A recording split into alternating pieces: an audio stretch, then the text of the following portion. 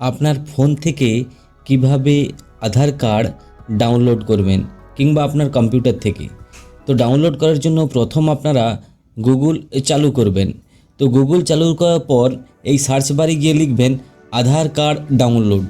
এই আধার card download click করার পর দেখুন প্রথম যে লিঙ্কটি এসেছে ওটাতে ক্লিক করবেন। দিয়ে এখানে দেখাচ্ছে কি না গেট আধার কার্ড, এইখানে আপনারা ক্লিক করবেন। দেখুন গেট আধার কার্ড এই পেজটা আসার পর আপনারা জাস্ট একটু স্ক্রল করবেন। স্ক্রল করার পর নিচে দেখুন আছে আধার ডাউনলোড, এইখানে ক্লিক না করে দেখুন এই নিচে যে অপশানটা আছে এটাতে ক্লিক করবেন আধার ডাউনলোডে।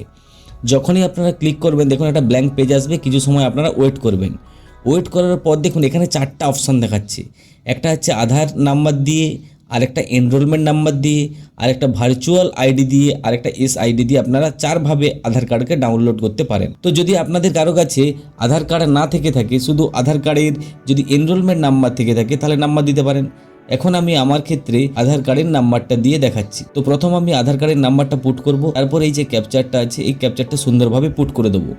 এই ক্যাপচারটা পুট করার পর দেখুন এখানে সেন্ড ওটিপি বলে একটা অপশান আছে।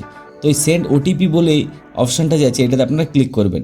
এটাতে ক্লিক করা মাত্রই কী হবে, আপনার যে লিঙ্ক ফোন নাম্বার আছে তাতে কিন্তু একটা নির্দিষ্ট ওটিপি চলে যাবে। দেখুন আমার এখানে দেখাচ্ছে সাকসেসফুল ওটিপি সেন্ড হয়েছে।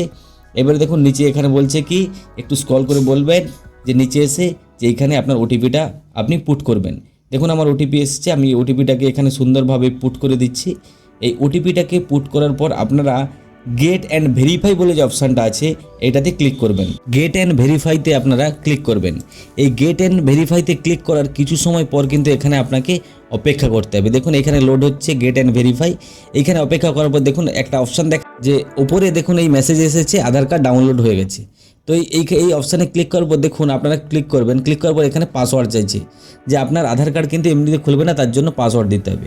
এবারে আমরা দেখে নেব যে কীভাবে পাসওয়ার্ডটা দিলে আপনার এই আধার কার্ডটি ওপেন হবে। ধরুন আপনার নাম সুমন দাস, আমি একটা এক্সাম্পল হিসেবে ধরছি সুমন, আর আপনার ডেট অফ বার্থ একটা নির্দিষ্ট নিশ্চিত আছে, তো ডেট অফ বার্থটাও আপনি লিখবেন।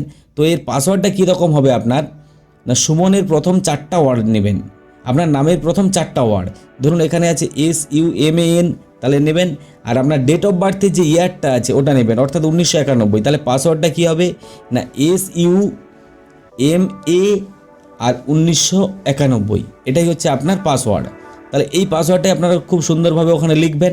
এখানে আমার ক্ষেত্রে আলাদা পাসওয়ার্ড, আপনার ক্ষেত্রেও আলাদা পাসওয়ার্ড হবে, অর্থাৎ নামের 4টা লেটার আর তারপর আপনার কী হবে ডেট অফ বার্থের ইয়ারটা আপনারা দেবেন।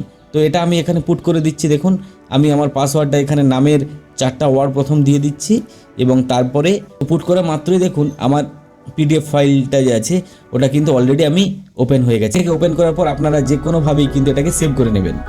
কীভাবে সেভ করবেন দেখুন এই ফাইলে গিয়ে সেভ অ্যাজ PDF, কারণ কি এটা না হলে বারবার আপনাকে পাসওয়ার্ড দিতে হবে। তো এটাকে আপনারা সেভ করবেন, সেভ করে প্রিন্ট করে নেবেন। সেভ করে দেখুন ডেস্কটপে সেভ করে নিন, সেভ করে আপনারা প্রিন্ট করে কিন্তু যে কোনো জায়গাতেই কিন্তু এই ফাইলটা সুন্দরভাবে জমা দিতে পারেন।